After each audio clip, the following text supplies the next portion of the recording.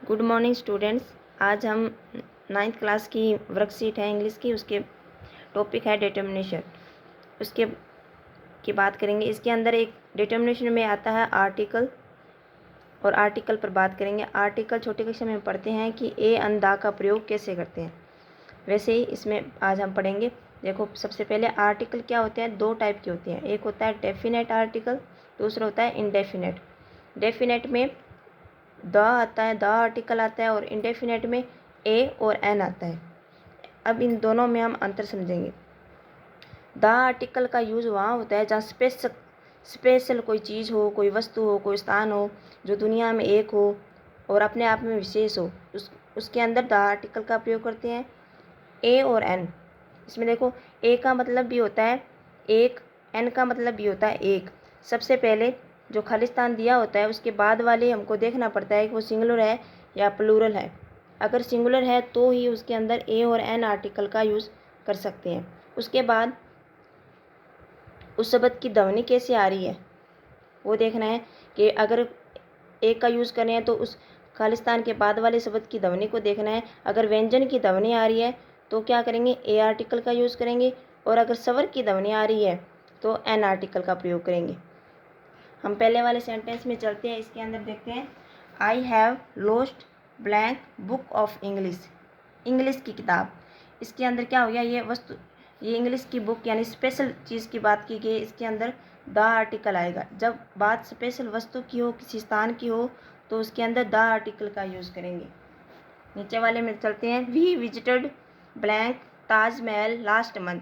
ताजमहल अपने आप में विशेष है, दुनिया में एक है, इसके लिए क्या करेंगे, द आर्टिकल का यूज़ करेंगे। तीसरा देखो, आई सा blank beautiful building. Beautiful building, यहाँ पे किसी स्पेशल बिल्डिंग का नाम नहीं लिया गया है, ये एक नाउन है यानी एक संज्ञा है, इसलिए हम ए या एन का दोनों में से एक यूज़ करना है। अब देखो, ब्यूटीफुल, बै की ध्वनि आ रही है, बै क्या है, स्वर है या व्यंजन, इसको देखना है। इसके अंदर बै है जो व्यंजन है, इसका मतलब यहाँ पर ए आर्टिकल का यूज़ करेंगे। आगे वाले में देखो, I helped blank old man. Old man, ये एक सिंगुलर है या प्लूरल है, इसको देखना है, यानी ये एक वचन है, इसका मतलब इसमें ए या एन आएगा। तो यहाँ पे देखो, ओल्ड मैन, ओ यानी यहाँ पे क्या है, स्वर है, स्वर से पहले हम क्या लगाएंगे, एन लगाएंगे। पांचवा है देखो, Neha is blank honest girl. Honest girl, ये देखना है ये सिंगुलर है या प्लूरल है, यानी ये एक वचन है, इसका मतलब ए या एन दोनों में से एक आएगा। ऑनेस्ट, ऑनेस्ट यहाँ पर क्या आ रहा है, स्वर की ध्वनि आ रही है, इसका मतलब ए नहीं आएगा, यहाँ पे क्या आएगा, एन आएगा। आगे वाले सेंटेंस में देखो, blank Ganga is a famous river. नदी, गंगा एक नदी का नाम है, यानी नदी अपने आप में विशेष होती है और इसका स्पेशल नाम दिया गया है गंगा। गंगा दुनिया में एक ही है, इसलिए जो भी नदियों के नाम आते हैं उनसे पहले हम द आर्टिकल का यूज़ करते हैं, इसका मतलब यहाँ पे आएगा द आर्टिकल। आगे वाले सेंटेंस में चलो, once upon blank time there was blank owl. Once upon, इसमें आएगा a article. Once upon a time there was blank owl. Owl यानी उल्लू, पक्षी का नाम है, इसका मतलब ये एक नाउन है और एक वचन है।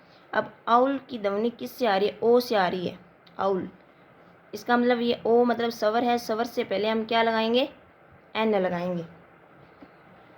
आगे वाले सेंटेंस में चलते हैं, आई हैव ब्लैंक अम्ब्रेला।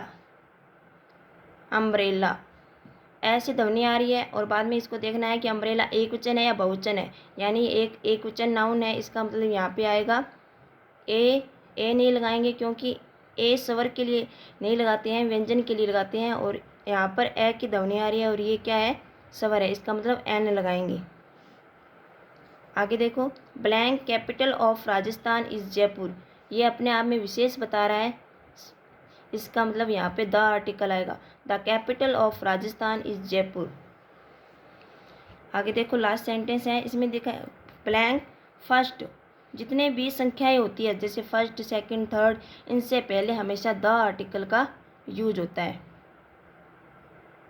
इसका आगे वाला पार्ट हम आगे वाली वीडियो में पढ़ेंगे। धन्यवाद।